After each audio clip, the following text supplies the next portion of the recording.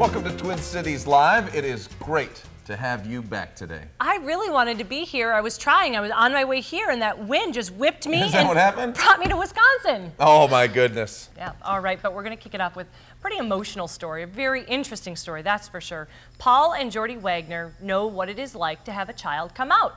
They have had the conversation not once, but twice. Yeah, both of their sons, Brad and Andrew, are gay. The Wagners quickly embraced their son's sexuality, though, and soon realized that for other families, that transition is often not very smooth. No, Paul and Jordy authored Ready or Not, They're Gay, after their sons encouraged them to write a book about their experience. Now today, they, along with their son Andrew, join us to share their story. Welcome, guys. Welcome to the show. Thank you very much. Andrew, you and your brother Brad kind of encouraged Mom and Dad to write this book, yes? Mm-hmm. Why did you do that? Eating at a restaurant one night, we were just talking, and we really felt like we could help families and friends out there that are going through the same experience. And having my mom and dad do this twice, like you said, it was perfect for them to be the spokespeople, I think, for this. Now, let's go to that moment when you did learn that your sons were gay. Let me ask you, Paul, what was it like to hear those words?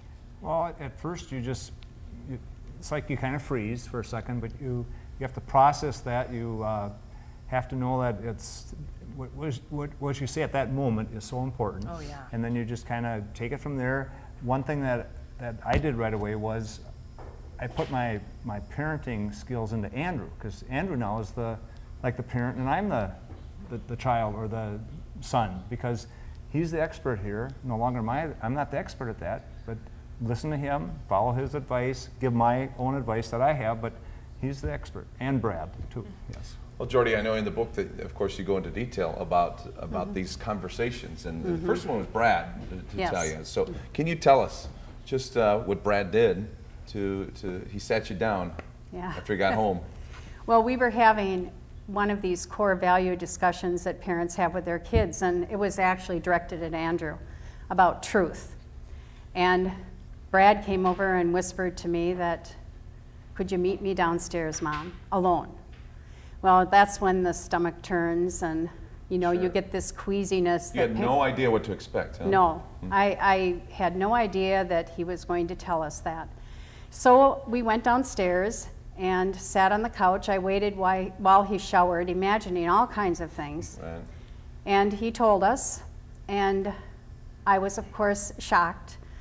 And from there, we had conversations about it. Paul joined us. Mr. Snoop over here was on the stairwell, and he heard, what was going on below. So all of a sudden, I was running upstairs to talk with him and comfort him, because he was upset by the news. And then Paul came and wondered what the heck is going on, and we went from there. So, Andrew, did you have any idea at that time? Did you kind of have feelings that you knew you were gay? Well, I knew as a young child. I think it was me being the younger brother. I wanted to get my brother in trouble, and I thought I was getting him in trouble by, placing things that way. But going back to that moment, my parents were so amazing in that moment. I mean, they didn't know what to expect. They didn't know what my brother was going to say, and when I came out, they didn't know what I was going to say as well. So the book really teaches you in that moment how to go to that next level. What do you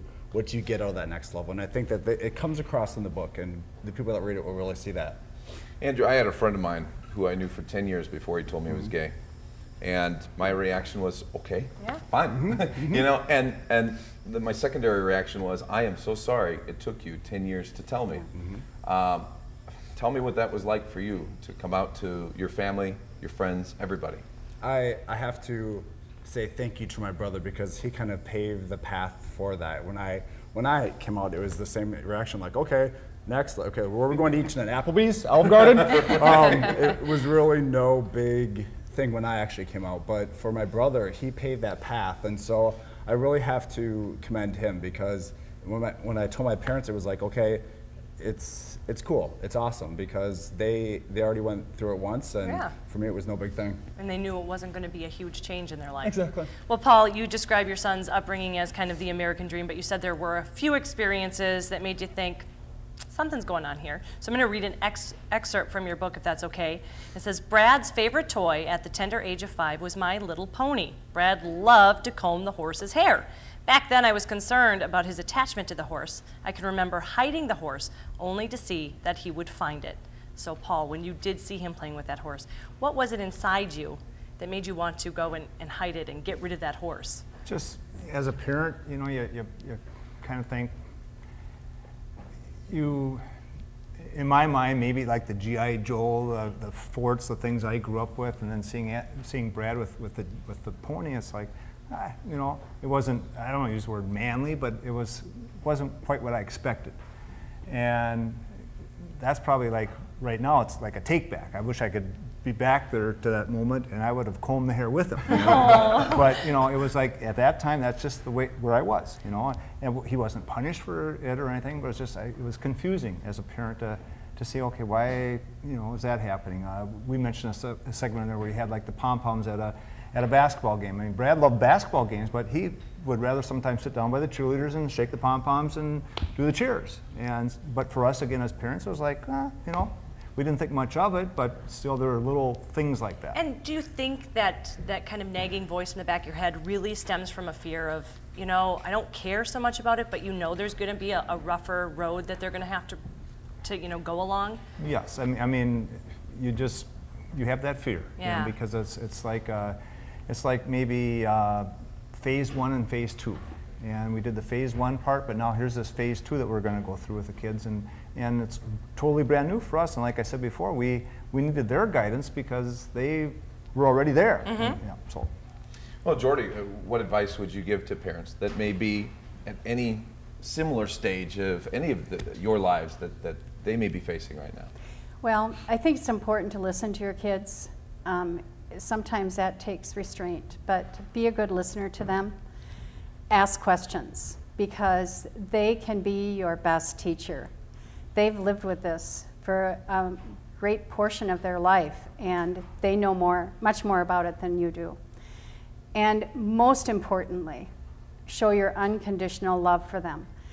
The rest will come, but that you can't take back. I mean, you've got to do that one right. You've got to show your support to them. I am so impressed of how you guys dealt with it from the moment. Like you said, right away you knew how important it was to deal with it and give them the support. And I think that's a hard thing to do, but it's good information for everyone. Last question for you, Andrew.